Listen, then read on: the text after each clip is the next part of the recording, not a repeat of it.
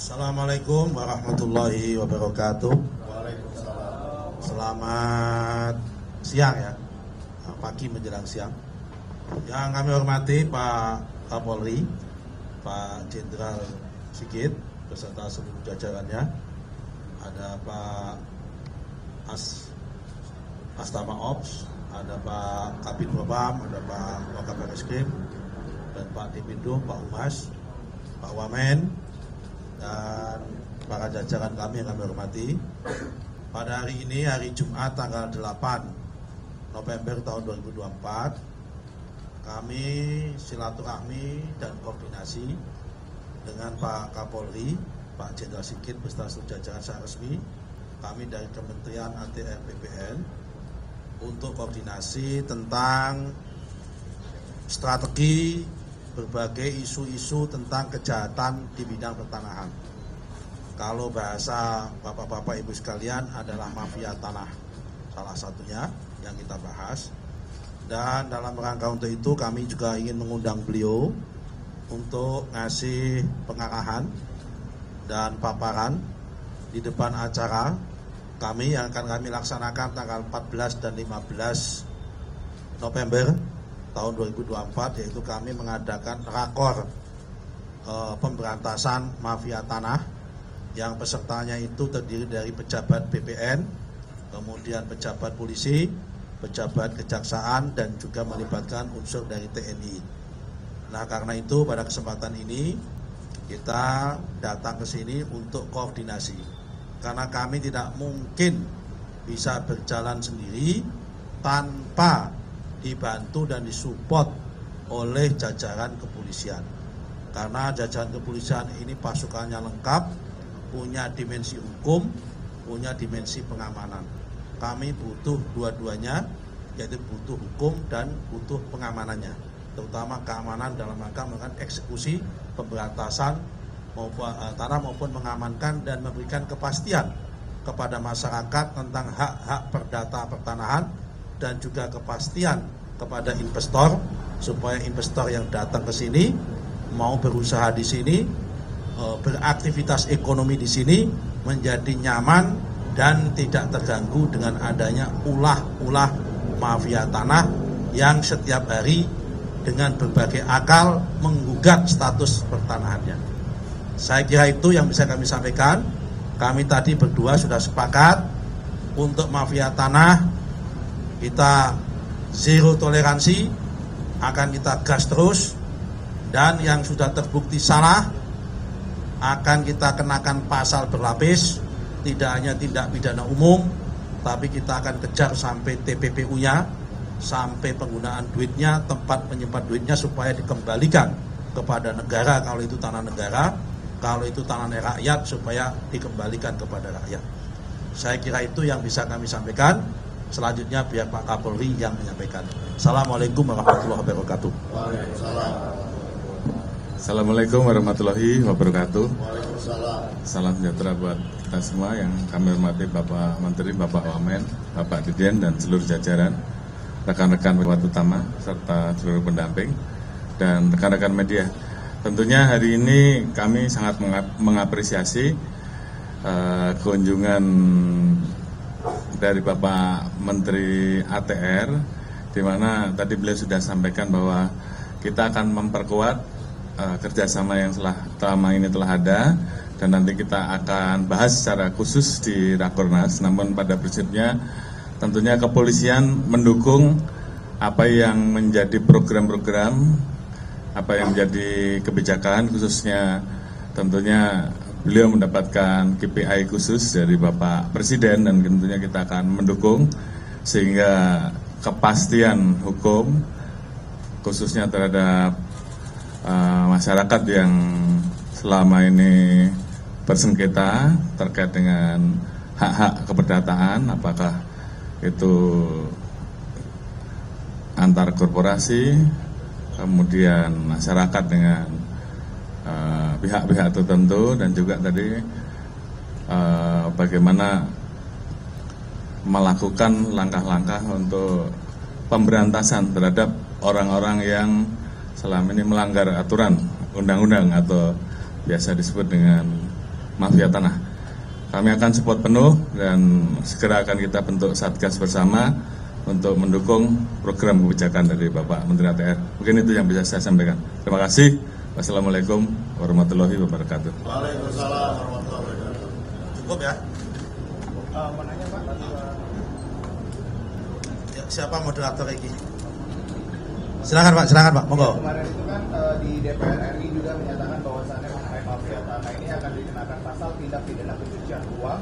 Itu bagaimana Pak? Terus kemudian juga kemarin Pak Ahy juga sempat memberikan pesan ke Pak Sun Wahid terkait dengan infrastruktur sumber daya pangan dan juga hilirisasi, dan ini juga menjadi atensi juga terpilihnya Pak Prabowo Subianto menjadi presiden. Nah, apakah akan ada kerjasama antara DPR Komisi 5 dengan Kementan dan juga Menteri ATR BPN terkait dengan sumber daya pangan dan juga hilirisasi ini? Dan kemudian Pak, izin bertanya untuk Pak Lutfi Sigit. Pak, ini kemarin kan juga Pak Presiden Prabowo Subianto juga menyatakan bahwasannya meminta untuk mewanti-wanti adanya disadap seperti itu, dan Pak Prabowo juga menghimbau untuk menteri-menterinya berhati-hati. Apakah nantinya dari pihak Kapolri sendiri ini akan ada upaya untuk bagaimana nantinya supaya tidak terjadi kesadapan terhadap Prabowo Subianto dan juga menteri-menterinya seperti itu Pak? Izin Pak, terima kasih. Baik, saya satu pertanyaan ya, tentang dua pertanyaan tentang TPPU. Itulah kenapa kami datang ke sini, karena yang boleh menyidik dengan TPPU atau tidak TPPU itu adalah subjektivitas penyidik. Itulah kenapa kami datang ke Pak Kapolri dan jajarannya untuk berdiskusi, karena beliau yang punya otoritas penyidikan maupun penyelidikan. Kami memang punya PPNS, tapi tidak punya otoritas untuk menyidik. Yang punya otoritas penyidik adalah tetap APH, yaitu aparat penegak hukum. Nah, untuk sampai ke sana, tentu itu adalah membutuhkan pemahaman dan subjektivitas aparat hukum, yaitu otoritas penyidik. Kami sudah sama, sebelum ke sini kami juga sudah datang ke Kejaksaan Agung, dan itu artinya sudah ada kesepahaman. Kalau Pak Kapolri sudah oke, Jaksa Agung sudah oke, maka tinggal satu lagi nanti yang harus kami datangi adalah pihak Mahkamah Agung.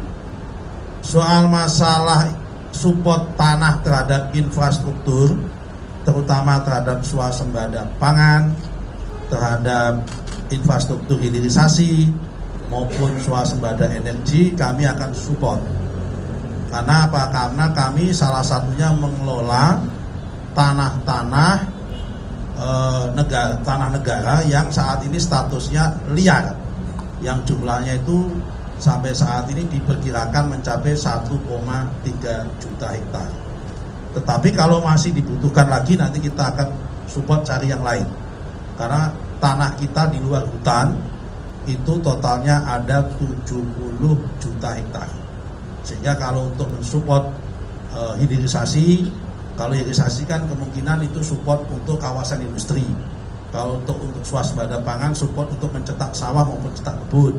Kalau kemudian swasembada energi, tergantung energinya. Kalau energinya untuk berbasis dari nabati, butuh lahan untuk tanaman. Kalau energinya berbasis dari migas maupun minerba, maka kuncinya adalah mempercepat proses dalam konteks izin pembebasan lahan untuk kegiatan pertambangan.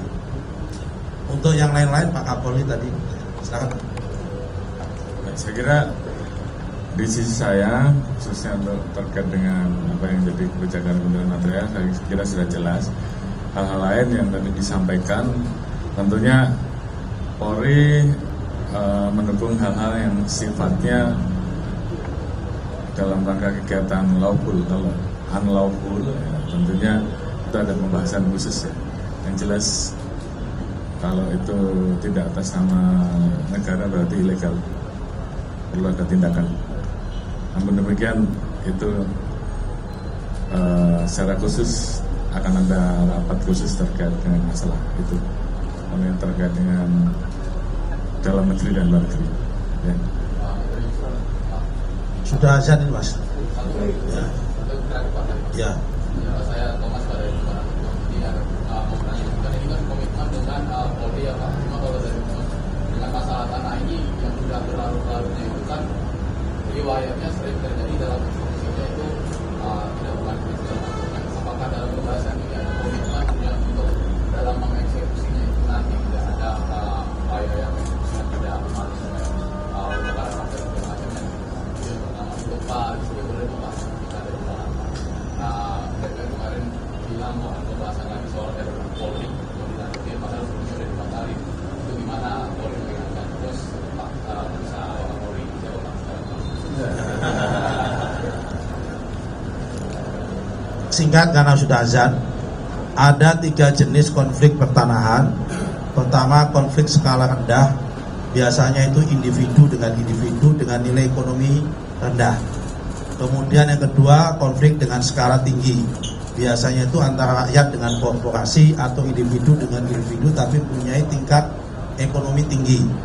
Kemudian antara rakyat dengan pemerintah, terutama dalam hal pengadaan tanah untuk kepentingan proyek pembangunan strategis nasional. Itu pasti akan ada tensinya itu.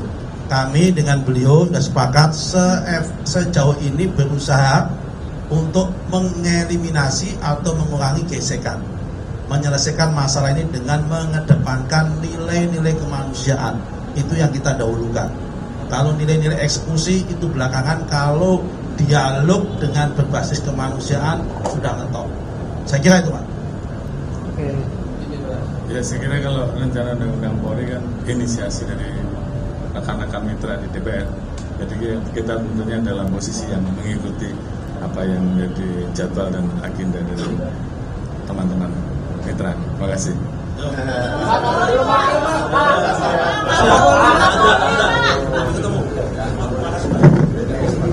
Udah di mata.